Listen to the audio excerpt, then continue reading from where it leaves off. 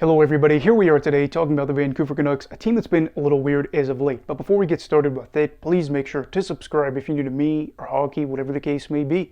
Being said, let's get on into it. So Vancouver has been a team that's probably been talked about more than most teams in the NHL in the past few weeks, but it's not really been for the right reasons. One of those things, of course, being the trade rumors circling around the JT Miller, Elias Pettersson situation. Who's in, who's out, that's not great. But I also think that part of this, of course, too, stems from their lack of execution, especially over their past 10 games. They have got 2 wins over their past 10. But one of the things that's really weird when you look at that is, of course, the fact that they've been able to go out there and snag 9 points. So right away, you're looking at this and seeing 4 points out of 2 wins. But then you realize, of course, they would have had to go on and get the loser's point on 5 occasions. And that's where you realize things are, again, very weird over in the Pacific Northwest. As it is true, Vancouver leads the league in overtime losses this season. But over the past 10, they have a pretty good gap between themselves and the rest of the league. Pittsburgh is behind them with 3, but everybody else has 2 or less in this run. But for Vancouver, this has not really been something where you're saying this is super ideal. They are a team that has seen a lot of multi-goal leads blown over this time. They've had some particularly painful losses to sides like the Montreal Canadiens and then the Seattle Kraken in the recent poor spell that they've had. And you understand that these are games that they probably should have gone out there and won. Now, I'm not saying that this is totally weird in terms of blowing leads. Obviously, this team's done it before over the course of the season. But in general, I think it's just all these things are happening at once. And it is really tough to see for a team that got off the good start this season where they're now hitting a rut. And this is, of course, hurting their playoff implications and their playoff odds. And I think hurting them, too, in terms of confidence right now.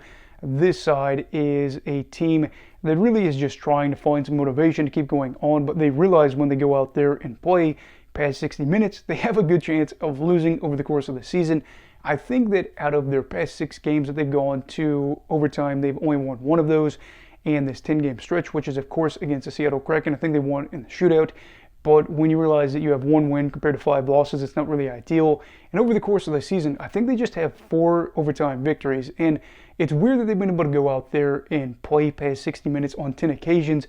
Meanwhile, you had a team like the New York Rangers go out there last season and only have that happen on 4 occasions where they had the 4 overtime losses.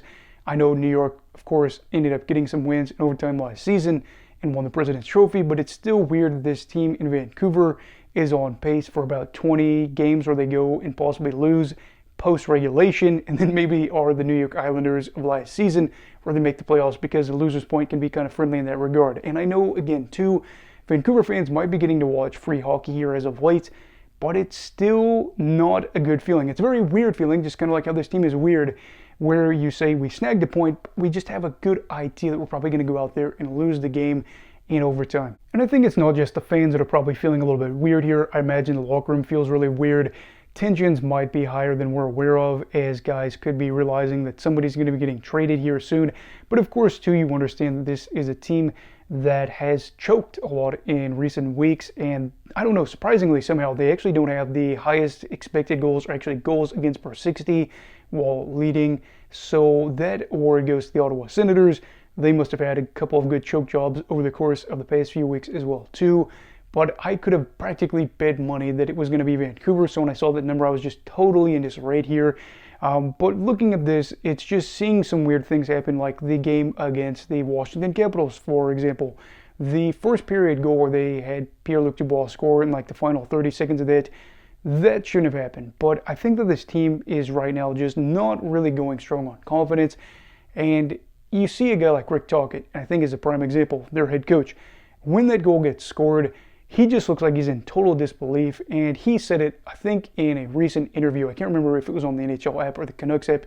He just said this wasn't our night, but you can see that for the past 10 games, and even before that, going into early December, it hasn't been their night for a while. And I think the thing is that it is probably time to worry a little bit, because you start to worry that if you miss the playoffs, then you could look back at the schedule and say, this game and this game and this game are the reason why we didn't get in when we really should have. And assuming they get there, I think there are still reasons to kind of be worried about all this time that they played in overtime. So the first one of those things being that if you go out there and you play a side that's a little bit less banged up and that's played less minutes than you in overtime, you realize that they might have fresher legs out there on the ice, and then you could lose a series because they aren't playing as much as you are. Granted, it's, again, 5 minutes and then you go to the shootout, but Still, you don't want to have to worry about that or a risk of injury when you could be on a plane, getting some food, resting up, and going on to wherever your next game is, or you could be going home if it is a home game for your next game.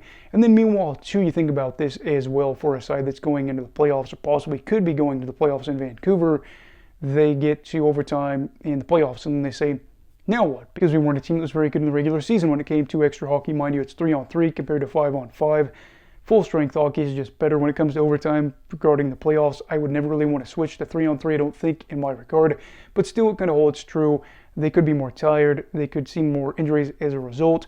And they just may not have a lot of confidence when it comes to them getting to overtime in the playoffs, saying, we just might not have it compared to somebody that is a little bit more cutthroat, especially regarding the fact that Vancouver has lost a lot of teams where they aren't really in a playoff picture at the moment, and then you see a team like Seattle, especially, that's lost a lot in recent weeks, and you say, man, Vancouver probably should have had that game, not only because they had the lead, but because Seattle has really lost their form for a bit now. So for now, they are in a safe spot as they are currently in the wild card spot, the final one, but Calgary and some other teams are right there. Calgary is just behind them by 1 point, and that's where you start to say that the playoff picture really could get shook up here.